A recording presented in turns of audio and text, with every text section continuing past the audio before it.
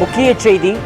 8 நாட்களுக்கு பிறகு புன்னைக்காயல் பகுதியில் மீண்டும் மின் விநியோகம் செய்யப்பட்டிருக்கிறது. முக்கிய செய்தியாக பார்த்துக் கொண்டிருக்கிறோம். தென் மாவட்டங்களில் மழை காரணமாக பல்வேறு பகுதிகளில் மின் விநியோகம் நிறுத்தப்பட்டிருந்த நிலையில் பல பகுதிகளில் மின் விநியோகம் படிப்படியாக செய்யப்பட்டிருந்தது. தற்பொழுது 8 நாட்களுக்கு பிறகு புன்னைக்காயலில் மீண்டும் மின் விநியோகம் செய்யப்பட்டிருக்கிறது. முக்கிய செய்தியாக பார்த்துக் கொண்டிருக்கிறோம்.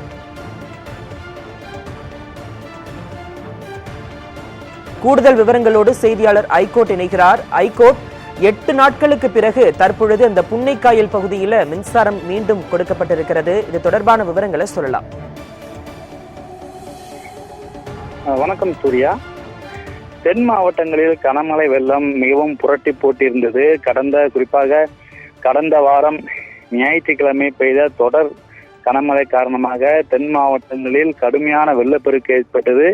இதன் காரணமாக தூத்துக்குடி மாவட்டம், திருச்செந்தூர், ஏரல், சிறுவைகுண்டம், புன்னக்காயல் உள்ளிட்ட பல்வேறு பகுதிகளிலும் அதிக அளவு வெள்ளப்பெருக்கு ஏற்பட்டு பல்வேறு பகுதிகளும் கடுமையாக பாதிக்கப்பட்டிருந்தது.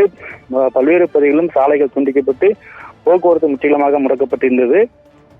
இந்த நிலையில் தாமிரபரணியில் அதிகமாக வந்த வெள்ளப்பெருக்கு காரணமாகவும் தாமிரபரணி கரையோரம் இருக்கக்கூடிய பகுதிகள் அதிக அளவு பாதிக்கப்பட்டிருந்தது. குறிப்பாக தாமிரபரணி ஆறு இறுதியாக புன்னக்காயில் இருக்கக்கூடிய கடல் பகுதிகள் கலக்கிறது. புன்னக்காயல் என்பது ஒரு கடற்கரையோர மீனவ கிராமம். அந்த பகுதியில் சுமார் 3000க்கும் மேற்பட்ட குடும்பங்கள் வசித்து வருகிறார்கள். இந்த அதிகப்படியான தாமிரபரணி ஏற்பட்ட அதிகப்படியான வெள்ளப்பெருக்கு இறுதியாக சங்கமிக்கக்கூடிய அந்த புன்னக்காயல் கடற்கரை கலக்கும் போது அதிகப்படியான வெள்ளம் அந்த ஊர் மீனவ கிராமத்தில் அதிகப்படியான வெள்ளம் புகுந்தது. இதன் காரணமாக அந்த மீனவ கிராமமே கடுமையாக சூறையாடப்பட்டிருந்தது. குறிப்பாக அந்த மீனவ கிராம பகுதிகளுக்குள்ளும் ஒரு 6 அடி வரை தண்ணீர் வெள்ளப்பெருக்காக ஓடியதன் காரணமாக பல்வேறு குடியிருப்புகளிலும் இந்த கடுமையான வெள்ளப்பெருக்கு ஏற்பட்டு பல்வேறு பகுதி மக்கள் அந்த கிராம பகுதியில் இருக்கக்கூடிய பல்வேறு வீடுகளிலும் வெள்ளம் சூழ்ந்ததால் அனைவருமே உடைமையை இழந்து பள்ளிக்கூடத்திலும் மண்டபங்களிலும் தஞ்சமடைந்து அவர்களுக்கு உணவுப் பொருட்கள் முதல் அத்தியாவசிய பொருட்கள் எதுவும் வழங்கப்படாத ஒரு சூழல் இருந்து வந்தது. இதன் காரணமாக நியூஸ் ஆன் தமிழ் பிரத்யேகமாக அந்த பகுதியில் களமிறங்கி அந்த பகுதி மக்களின் பாதிக்கப்பட்ட பகுதிகளை வெளிக்கொண்டு அரசின் கவனத்தை கொண்டு சென்றிருந்தோம்.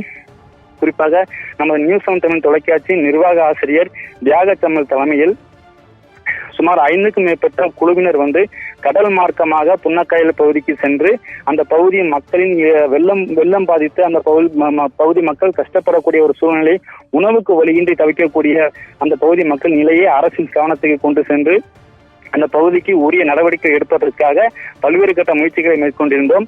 அந்த வகையில் நியூஸ் ஆன் தமிழ் தொலைக்காட்சியின் செய்தி எதிர்வெளி காரணமாக அந்த பகுதியில் பல்வேறு கட்ட பணிகள் நடைபெற்று வந்தது. குறிப்பாக மின்வினிய முதல் கட்டமாக வெள்ளம் அடைந்த நிலையில் முதல் கட்டமாக மின்சாரம் விநியோகம் வழங்குவதற்கான பல்வேறு கட்ட பணிகள் நடைபெற்று வந்தது. இதற்காக 50க்கும் மேற்பட்ட மின்வாரிய பணியாளர்கள் அங்கு இரவு பகலாக கடுமையாக முயற்சித்து உடைந்து சரிந்து விழுந்திருந்த மின்கம்பங்கள், டிரான்ஸ்பார்மர்களை சரி செய்யும் பணியில் ஈடுபட்டு வந்தனர். இந்த தொடர்ச்சியாக அந்த பணிகள் முழுமையாக நடைபெற்றிருக்கும் நிலையில் இன்று அந்த பகுதிக்கு மின்சாரம் முழுமையாக வழங்கப்பட்டிருக்கிறது. இதன் காரணமாக அந்த பகுதியில் இருக்கக்கூடிய பெருவிளக்குகள் மற்றும் குடியிருப்புகளிலும் மின்சாரம் வழங்கப்பட்டிருக்கிறது. சுமார் 8 நாட்களுக்கு பிறகு இந்த பகுதியில் மின்சாரமானது வழங்கப்பட்டிருக்கிறது. நியூஸ் ஆன் தமிழ் தொலைக்காட்சியின் பிரத்யேக செய்தி வெளியீட்டிற்கு பின்னர் தமிழக அரசு கவனம் கொண்டு இந்த பகுதியில் புன்னக்காயல் மீனவ கிராமத்தில் கவனம் கொண்டு அந்த பகுதியில் பழுதடைந்த மின்கம்பங்களை சரி செய்து உடனடியாக மின்சாரம் வழங்குவதற்கான நடவடிக்கை எடுக்கப்பட்டிருந்தது.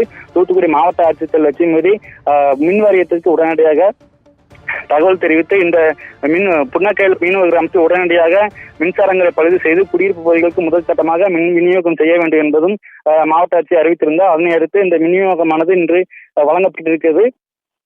அதாவது புன்னக்காயல் பகுதியில் பெருமளவு பாதிக்கப்பட்டக்கூடிய நிலையில் மழை வெள்ளம் அதிக அளவு சூழ்ந்து பெருமளவு பாதிப்பு ஏற்படக்கூடிய நிலையில் அந்த பகுதி இளைஞர்கள் ஒன்றிருந்துதான் அந்த கடல் பகுதிக்கு வெள்ள நீரை வெளியேற்றியிருக்கிறார்கள்.